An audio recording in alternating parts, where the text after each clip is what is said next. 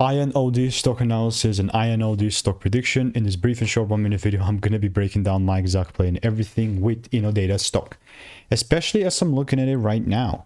I mean, for context, I've done well over 42,000 videos over 5 years, so you know, I've seen what's making me money and what's not. Especially looking at Innodata, I'm more so looking at it from like a swing trade perspective, because this is my demand, and unless, well, beforehand, you know, I got a +3R easy here. Here's the proof. Since it's delivered, now we're here. Looking for a very similar, I mean, borderline, the same exact approach.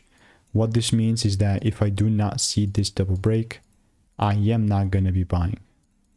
All I'm doing in the meantime, I'm waiting.